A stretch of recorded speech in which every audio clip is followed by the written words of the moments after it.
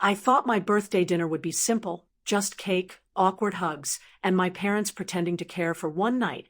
But when I walked into the restaurant's private room, there were no decorations, no candles, just six familiar faces sitting too straight in their chairs, my parents at the center like judges, my boyfriend avoiding my eyes, my best friend holding tissues like someone had already decided I was the problem. My dad cleared his throat and said, "We're all here because we love you." And suddenly it felt hard to breathe as my mom added that they were concerned about my behavior, my attitude, my independence, as if turning 21 and setting boundaries was a diagnosis, not growth. And while they took turns listing my issues, selfish, distant, difficult, I realized this wasn't a celebration. It was an intervention carefully planned on the one day I was supposed to feel valued. And as I looked around that table at the six people who claimed to care about me, I understood something chilling. This wasn't about helping me. It was about controlling me. The silence stretched so long it felt intentional, like they were waiting for me to break first. But I didn't. I just looked at each of them slowly and let the weight of the word hang in the air. Money, because that was the real reason we were all sitting there pretending this was about love. And when my dad finally spoke again, his voice was tighter, less rehearsed. He said I was becoming cold and calculating, that family shouldn't keep score. And my boyfriend added that relationships require sacrifice, which was ironic considering most of the sacrifices had been mine. And my best friend whispered that I used to be generous, as if generosity and access were the same thing. And that's when I reached into my bag, without rushing, without shaking, and placed a thin envelope on the table, not dramatic, not loud, just deliberate. And my mom's eyes narrowed because she could feel the shift even before she knew what it was.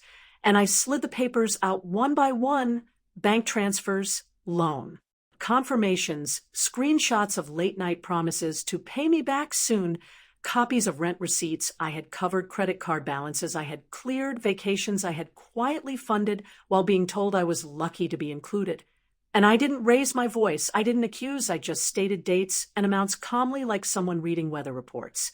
And with every number their confidence cracked a little more, because this wasn't emotional anymore, it was factual.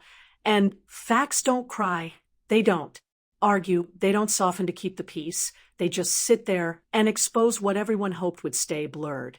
And my uncle tried to interrupt, saying this wasn't the point of tonight, but I gently reminded him that it absolutely was, because you don't stage an intervention for someone who stopped giving. You stage it for someone who stopped allowing themselves to be used. And my boyfriend's jaw tightened as he muttered that I was twisting things, that love isn't transactional. And I agreed with him. Love isn't transactional, but manipulation is. And what they were really upset about wasn't my attitude or my independence. It was the closed wallet, the unanswered late-night rescue calls, the sudden refusal to fix problems I didn't create. And when my sister finally spoke, her voice small, asking why I never said I felt pressured, I looked at her and told her I didn't know I was allowed to, because every time I tried, I was told I was dramatic, ungrateful, too sensitive. And tonight was just another attempt to shrink me back into something convenient, something easier to manage. But I wasn't shrinking anymore. I was done apologizing for growing, done explaining boundaries like they were betrayals. And as I gathered the papers back into the envelope, I realized something powerful and terrifying at the same time. They had planned this entire night thinking I would cry, confess, promise to do better, but they never imagined I would come prepared. And they had no idea that the real intervention wasn't for me, it was for them. I didn't argue when they started talking over each other after I stood up, didn't try to win one last emotional battle, because I finally understood that not every room deserves your explanation. And as I walked toward the door, I could hear my father saying I was being dramatic, my boyfriend accusing me of humiliating him, my mother crying about how families don't keep score. But none of it pierced me the way it would have a year ago, because something inside me had already shifted from seeking approval to choosing peace. And that shift is quiet but permanent. Outside, the air felt different, almost unreal, like I had stepped out of a story where I was cast as the villain and into one where I was finally the author. And when my phone started lighting up with messages, first defensive, then angry, then suddenly soft and apologetic, I didn't feel powerful in a revenge kind of way. I felt steady, grounded, aware that the chaos behind me wasn't heartbreak over losing me, but panic over losing what I provided. And that realization didn't make me bitter. It made me clear, because clarity is colder than anger and far more effective. Over the next few days, I listened to the voicemails I used to crave, the ones where they said they needed me. But this time I heard the pattern beneath the words, the subtle expectation that I would fold, that I would reassure them, that I would return to being the dependable solution to problems I didn't create. And instead of reacting, I responded.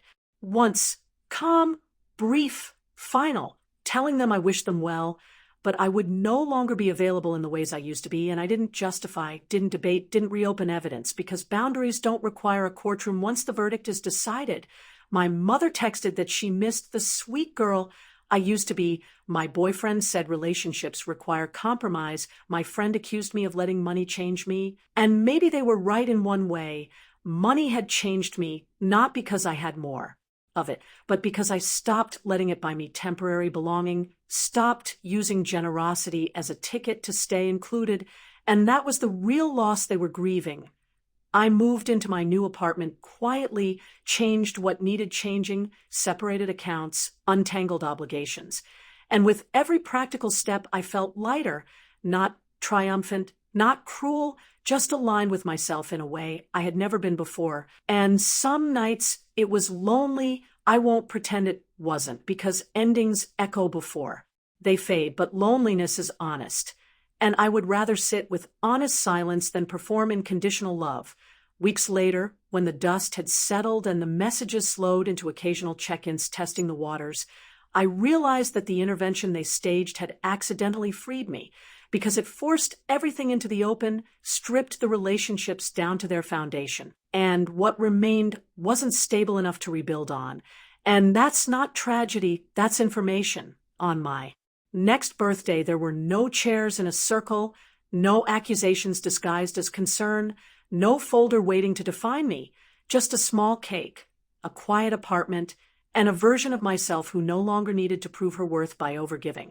And as I blew out the candles alone, I didn't feel abandoned.